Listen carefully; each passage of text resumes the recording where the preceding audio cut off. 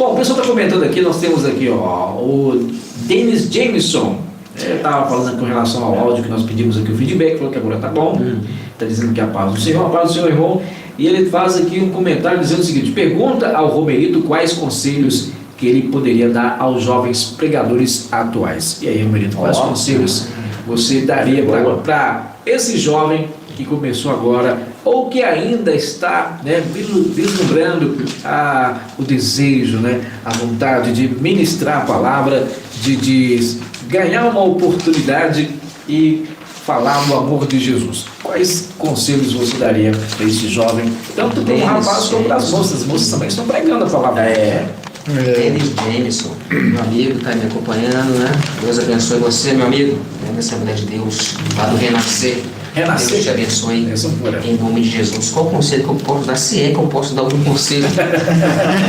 Se é que eu tenho autoridade para falar qualquer coisa.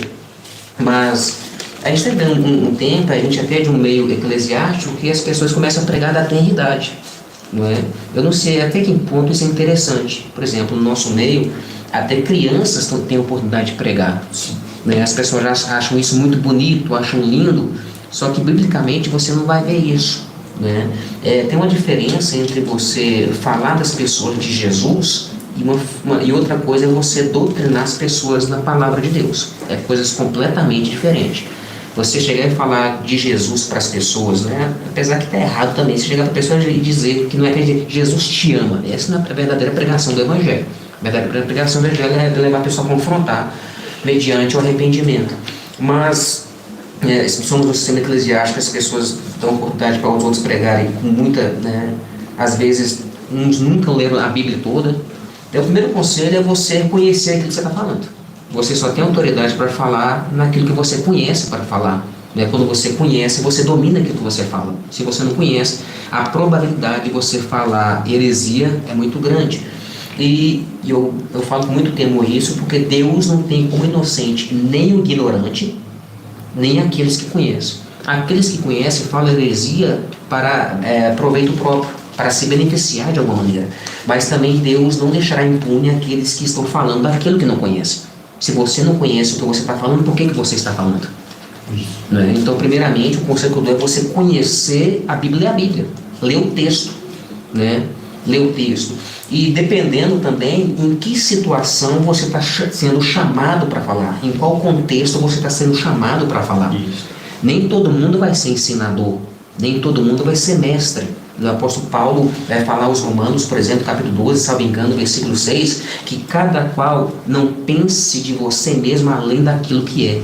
O apóstolo Paulo está falando acerca dos dons. Tipo assim, eu não sou cantor, eu não canto, eu não louvo, eu também não sou pastor. Então como é que eu vou querer ser alguma coisa a qual não fui chamado para ser? Né? Então não tenho dom para aquilo. Então não posso pensar de mim mesmo além daquilo que eu fui chamado. Então, em primeira instância, você tem que entender o propósito que você foi chamado. Você foi chamado para pregar? Sinto muito, querido, nem todo mundo vai ser chamado para pregar, nem todo mundo vai ser pregador. Né? Então as pessoas insistem, né? Eu tenho, né? Até eu fico olhando as pessoas, né, recebendo oportunidade na igreja. Irmão, eu não sei cantar, então fica calado, irmão. Eu não sei, você vai cantar para quê? Tramontina. Né?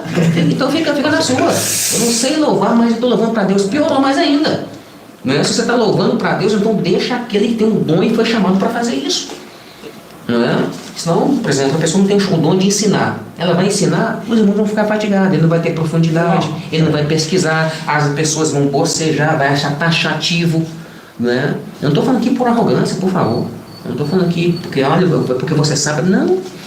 Se você ter ideia, quando comecei minha caminhada na fé, eu nem pensei que eu seria pregador da palavra, ou que eu falaria algo da Bíblia, para você ter ideia.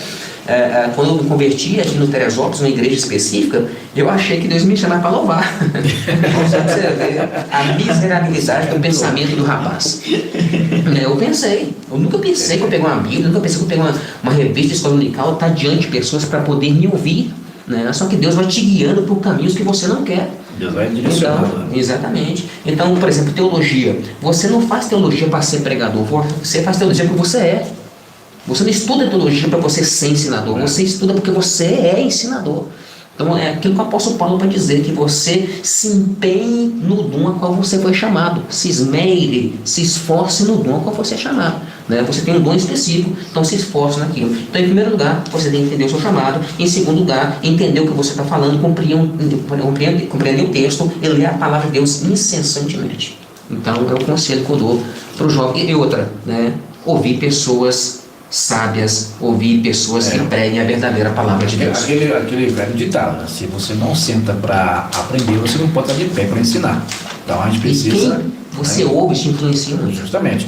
E aí, para reiterar, para dar uma ênfase a mais, é usar aquilo que Paulo advertiu a Timóteo: procure te apresentar como obreiro bem aprovado, que não tendo que se envergonhar, e que maneje bem o quê? A palavra. O que é manejar bem a palavra?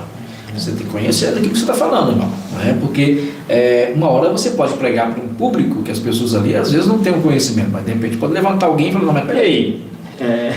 Não, mas onde é que está isso aí? Né? Pode ter uns bereanos lá na sua plateia, só observando o que você está falando e levantar aí os questionários. Na escola dominical, o Miqueias, quando ele cita alguma referência, ele brinca: abre aí, gente, a Bíblia, confere se tem 100 na Bíblia mesmo. Então, acredito que seja isso.